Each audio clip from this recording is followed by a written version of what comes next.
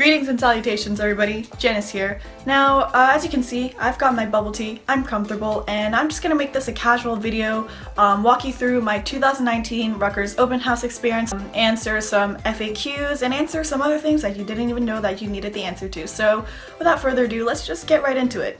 So if you're anything like me, you probably had no idea what an open house was before going to it, and that was me because anytime I looked up on Google, what do you do at an open house, it was just like, they provide you with a bunch of opportunities, and I was like, I don't know what an opportunity is. A couple of days before the event, the Rutgers website released like a scheduling of what kind of events was going to be, which was perfect because I wanted to know what I was getting into. Also wanted to know how formal it was. I don't know why, but what to wear was kind of a problem for me because I really had no idea. On the itinerary schedule of events, the events were broken down into a bunch of different campuses. So one campus would be like an information session for people in engineering. I think the Bush campus was for like engineering people, Livingston was for business people, which was where I mostly hung out the entirety of the time. College Ave was for something else, you know.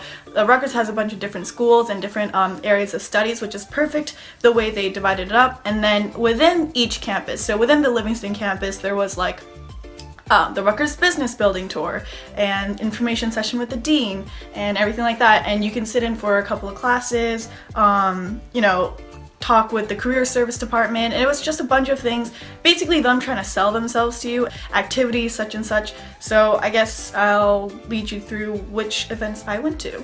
So first things first, what do you wear? I wore something like this, and basically the minimum is like jeans, casual wear, something you'd wear to something like this, you know. Don't wear something like this. Keep it kind of casual, but not too casual. And the maximum I would say would be semi-formal. I saw this girl who wore like a casual suit, but it wasn't very fancy or anything. It was just kind of light, airy. The weather was really nice that day, so some people brought sunglasses, which I recommend you do if you're gonna be walking around and doing a bunch of tours. What I did first was enter the RBS building for the information fair, so a bunch of like activities, frats, etc., but they weren't open yet, so I walked in and there were a bunch of students, high schoolers, who were like just awkwardly standing in the front, like talking to their parents, and they didn't really know what to do. So I went up and talked to one of the Rutgers students, and they're like, well, you can hop on to a building tour right now and before the information thing starts. And I was like, okay, perfect.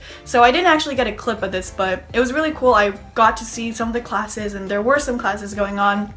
Saw like some computer labs and like basically got a feel for what kind of building I would be in. After that, there was an information session with the dean, Mark Markovitz. Don't know if I'm saying his name right, but I will in a couple of months. First of all, I'm pretty sure all the deans in any university would kind of begin on a humorous note, being like, oh, did we get a $500,000 check and all that stuff. And to be honest, it is kind of funny.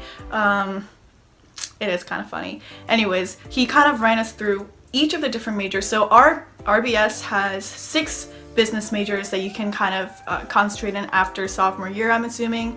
And you know, before that, I didn't really know what is supply chain management. He kind of breaks it down. Also, the dean talked about a lot of the opportunities, a lot of the clubs, some honor societies, etc. And you basically learn what is going to be available for you. So after the information session, I went straight up to the second floor to the information fair. Now this is where all the frats and clubs are organized, so you would go around, they're organized in tables, they had like brochures, little pamphlets about what they were about and what you can do.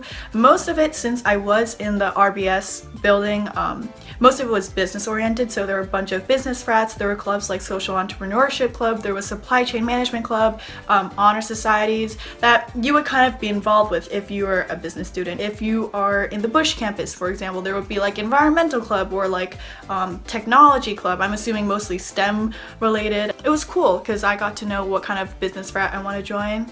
Summer 2020 and spring 2020, my bad. Oh, and another thing is, if you're not a fan of small talk, good luck, because you're actually going to need a lot of small talk, you know, when you're talking to a group of college kids about like a certain group or an organization, or even if you're talking to other high schoolers, you're probably going to need to say a word or two. And most of the time, the college kids are very nice, you know, they're very open-minded and welcoming. So if you have a burning question like, oh, business school this, or, you know, what do you think about this? What classes do I take? If you have a question, just go ahead and ask, because they're not going to bite.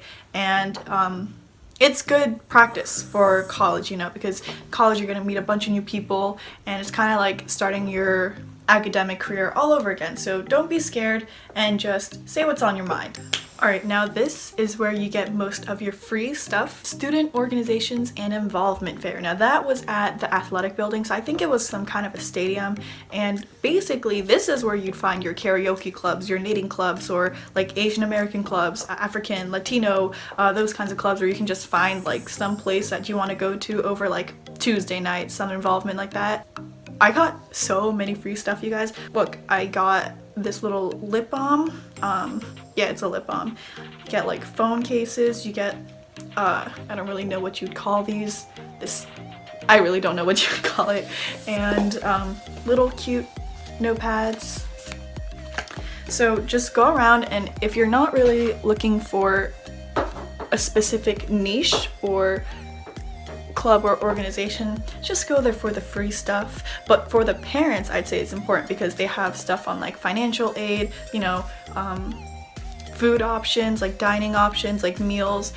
The last two activities are pretty basic. I mean, the second to last thing I did was the Livingston dorms tour. So like the student just led us around the building and you just see what kind of a stove you're getting, if you're getting one at all, beds, you know, seeing how small of a space you're gonna have essentially. They're all kind of the same, just in a different location, so I guess that was alright. All I need is a roof over my head and some blankets and I'm good. And right after that was the career services orientation. So basically it was just people in bright red suits and they were talking about services that they give to students for, like, you know, what kind of job do you want to get, what kind of field do you want to go into. So I actually kind of fell asleep because I was so tired, and it was kind of 2 in the afternoon. I was there since 9 in the morning. I was kind of dozing my head off, but again, you get free stuff. So I almost forgot to talk about this part, but thank God I didn't, because this was actually one of my most anticipated parts of my day, which was the dining experience. So Livingston has a pretty great diner. There's a lot of places to eat, as I saw. It was just, I don't know what I was feeling that day. I kind of wanted Chinese food, and then I also got like some kind of a quiche, and then I had dessert on top of that, and I was just drinking water, and I was like all over the place in terms of my variety, I guess. So that was interesting, but I kind of liked the cafeteria. I mean, I am not too fancy on dining because I'm not too fancy on dining because most of the time I feel like I'm going to go out to cafes for brunch.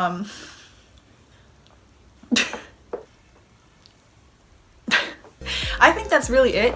Hopefully you got something out of this video, and if you did, that's great. But if you didn't, if you have any more questions, leave it down in the comments. I always reply because I have nothing better to do sometimes. And yeah, I'll catch you around next time. Thanks for stopping by. Peace.